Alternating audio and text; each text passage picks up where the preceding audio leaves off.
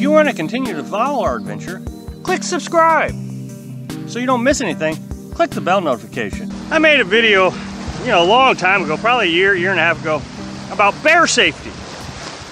Black bear safety, not brown bear safety. I've never really researched it. And I had this one person comment, well, I don't need any of that. I got my, whatever, bazooka.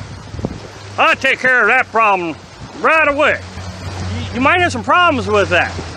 And the reason I know you might have some problems with that is because here in the state of Florida, years ago, I remember reading an article, a retired wildlife management officer was sleeping in his home and he heard a noise downstairs. So he grabbed his firearm and he went down to the kitchen and he turned on the light, and there was a black bear in the house eating the dog food. And so he shot the bear. Well, the prosecuting attorney actually prosecuted him. I don't remember the outcome of that, but either way, either he spent time in jail or he spent hundreds of thousands of dollars defending himself. So I was thinking when this guy said, oh, I'll just take my bazooka and I'll take care of the problem. I'm thinking, well, yeah, you can take care of the problem. You're going to spend several years in jail, or you're going to spend several $100,000 on your problem. Look, I mean, I don't have a problem with you defending yourself. That's fine, but you have to overreact, I guess, is the thing. You don't have a hunter's permit, so if you're shooting a bear in their natural habitat, who are just doing what bears do, you're probably in violation of hunting laws, at least. You put things in context, like, okay, this is a hunting law violation, and you violated the hunting laws. People say, oh, yeah, you got to have a permit to hunt. Yet then somebody go and shoot a bear in a national forest and say, no, I was defending myself. I didn't say it was being aggressive. I said, the bear was around your campsite, you shoot a little bear spray and it runs off. Just the other day, I made a video that reaffirmed that people really don't care what the laws are. They're going to do whatever they think is right for them, because they have rights. So I made a video where I was talking about the antiquities law. That means you can't disturb anything in a national forest that has age to it. And I showed this video where I was looking at this old car in the Black Hills National Forest. Well, in that video, I also talked about some national forests don't allow you to hang things from trees, drive nails in it or tie ropes around it. And I said, because, it's the national forest tree. It's not your tree. It's a national forest tree. Well, every time I say that, people assume, no, it's my tree. I pay tax dollars. First of all, yeah, you pay tax dollars, but those tax dollars were spent to do a specific thing.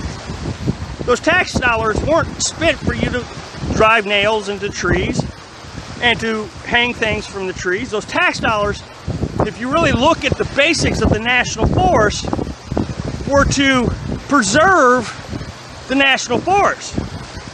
To preserve the trees, to preserve the fauna, to preserve the wildlife. Back in the early 1900s, people knew that the population was growing.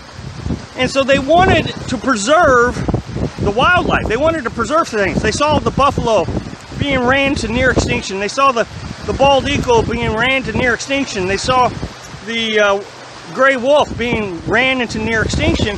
So they wanted to try to figure out ways to preserve this. So the people back then who paid the tax dollars wrote to their congressman, I'm assuming, and said, we want to spend tax dollars to preserve these things so our children and our grandchildren can have these things.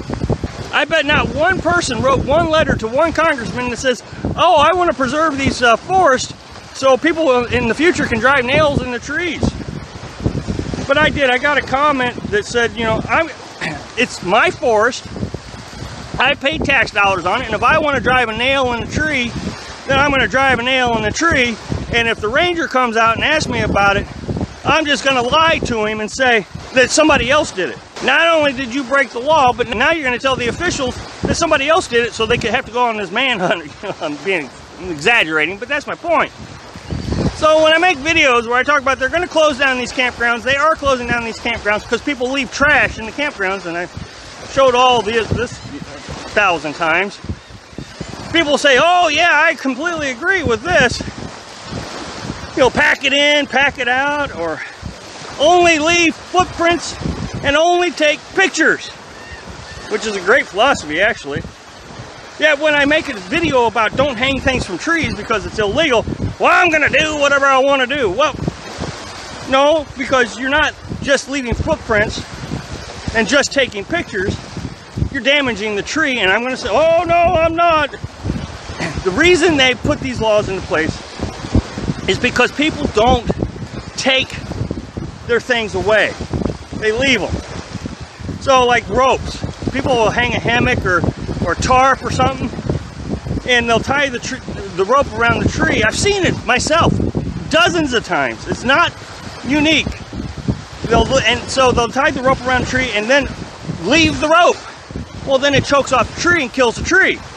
The other thing is my tax dollars, I'll do what that tree I want. Well, that's the thing. You paid just a little bit for this national forest with your tax dollars. 300 million people in this country, and you know, let's say half of them are adults. Let's say 150 million people are paying taxes in this country. So 150 million people are paying for that tree. And there's a lot of people who say, okay, don't hang things from the tree. There are purposes for every one of these laws. You and I may not know what the purpose is, but when you start to research and dig in, like the tree, I didn't know until today why we weren't supposed to hang things from trees until I researched it. So if I'd have just went with my normal philosophy, oh, there's a rule in place, I'm not going to violate the rule, I wouldn't really need to know why they had it in place. But sure enough, there was a logical reason that if you hang something from a tree, especially with a rope, that you can kill the tree. The other thing is, if you leave a nail in it, yes, the tree can grow over the nail, but you know, there's specific rules about nails, which I didn't know this until today. You know, they only want you to use aluminum nails, not steel nails. Steel nails rust and can harm the tree. And sure enough, I've seen steel nails in trees, not aluminum nails. Thanks for watching. Click like if you like the video, and happy travels.